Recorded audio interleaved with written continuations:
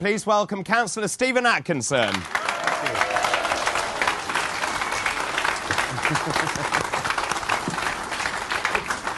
It's so nice to see you. I had such a ball when I came to see you. I have to tell you, by the way, when I went to Lancashire County Council, I arrived and they'd formed a guard of honour outside the council building. I didn't know quite what to do. It's a huge task that you've undertaken. How's it been, those first few months? I mean, it must feel like a long time now.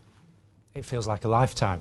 but we have, I mean, just to give you the scale, 2.3 billion turnover, 13,500 members of staff, and we've got to bring all those people with us. And we've worked really hard to make them feel secure, make them feel that they can deliver. We're cutting away the knotweed of years of policy that's kept them suppressed.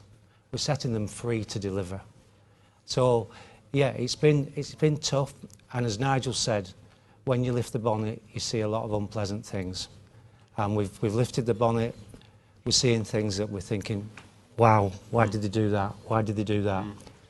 So one of the big criticisms we had at the beginning was, you have no experience.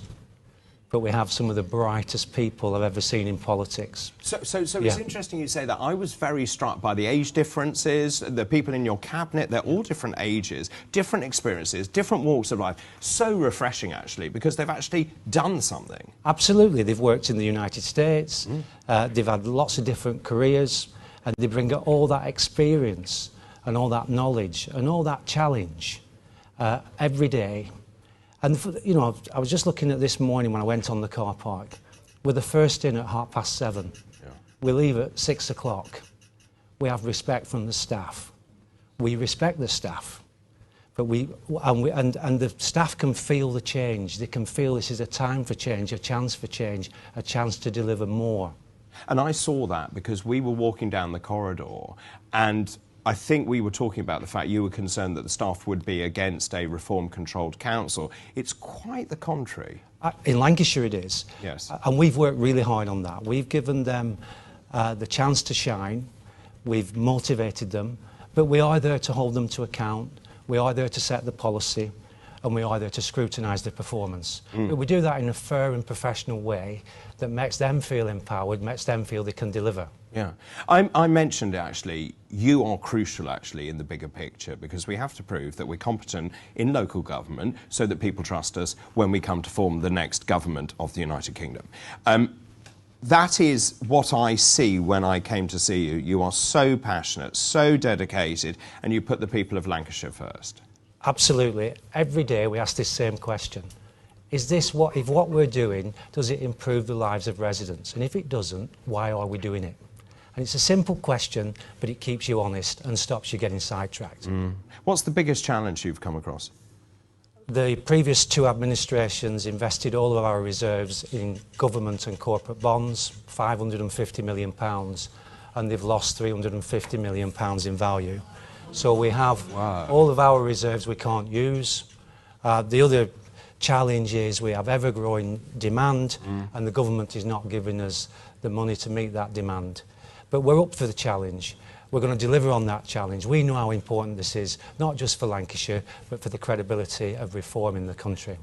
It's extraordinary, actually, meeting councillors, and sometimes some very simple actions have such huge results. I remember talking to one councillor who, there was a gentleman in a wheelchair who couldn't actually get past this great big bush. I think this might have been in Lancashire, actually. We couldn't get past the bush because it was overgrown, and it just took someone to go and cut the bush down that then empowered that man to be able to go shopping. I mean, it's simple stuff, isn't it? It's in the detail. Yeah.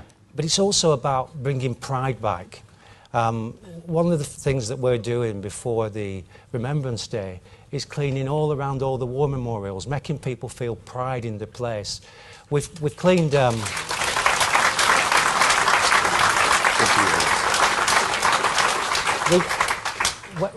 you look at the signs in Lancashire, they've not been cleaned, the roadsides, in 25 years. We've cleaned over 4,000. It's little things that doesn't cost a lot of money but makes people feel pride where they are, makes them feel part of a community, makes them feel a sense of being in that place. And civic pride is something that never gets talked about, and we've brought it into our policy portfolio for this year. And do you think that's had a difference? Because most ordinary people, I don't think, have really thought much about their council, or at least who's running that council. Has that changed since you've been in? Absolutely. I think traditionally a lot of politicians have been passengers. They haven't been open to challenge. They haven't been open to those conversations. Why are we doing this? Why are we not doing that? And we bring a total fresh outlook on this. And the great thing is about the 53 councils you mentioned is we're a family. We don't fall out. We don't play politics. We just all push forward to deliver for people of Lancashire. We're aware of the responsibility we have, and we're determined to deliver. Can I just ask you?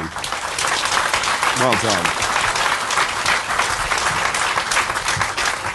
One of the things I enjoy every week is watching how many councillors we've gained every single week, and I think we won 4 out of 5 elections last week.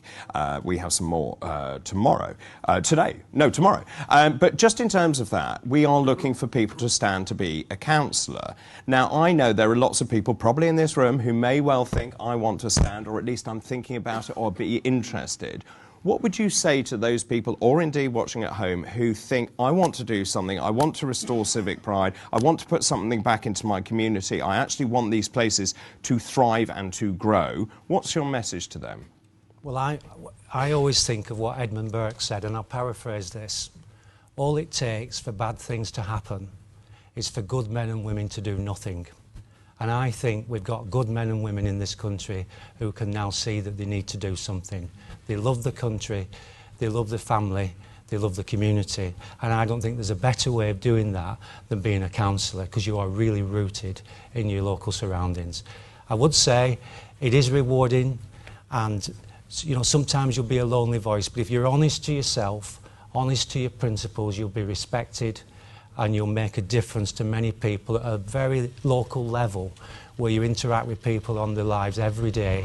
So it's a fantastically satisfying thing to do. And don't worry about not having a lack of experience. Just worry about being there for the right reasons, and it will all fall into place. That's a brilliant message.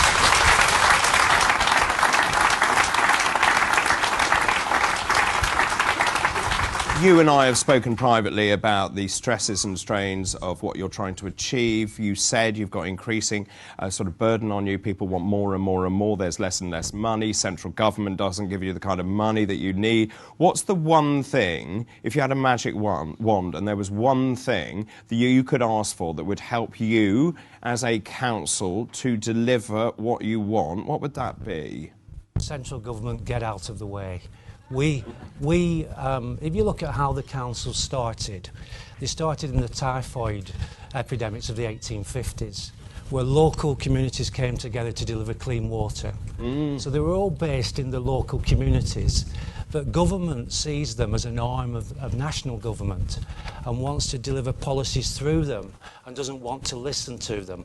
And that's where we've gone wrong. We should empower these councils to be close to the communities, to set their priorities, to look after local folk, put local folk first instead of central government diktat.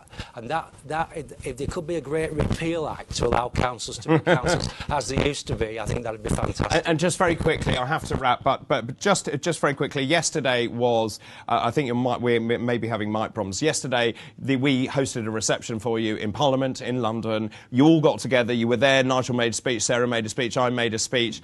Thank you very much. Nigel made a speech, I made a speech, Sarah made a speech, Richard made a speech, everyone made a speech. What was that day like? You went into the Palace of Westminster and Nigel said no one could have expected us to... there were so many of us, we couldn't fit in the room. Yeah, we had to have 2 sessions. It was so exciting, 100 people who travelled down to Westminster. When you walk past Big Ben and you look at those little St George's shields just around the clock face, it brings a tear to my eye. It's just a fantastic place, the mother of parliaments, such a proud country, and to be at the heart of it in Westminster Hall, meeting these really brave, great people who've stood up for this country and they're putting the country first. It's inspiring, really inspiring, David.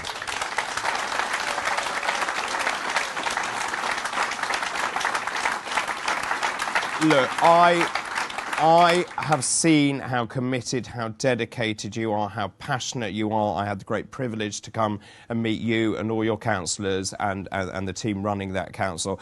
I think you're doing a tremendous job, don't you, ladies and gentlemen? Thank you very much. Put your hands together, Councillor Stephen Atkinson.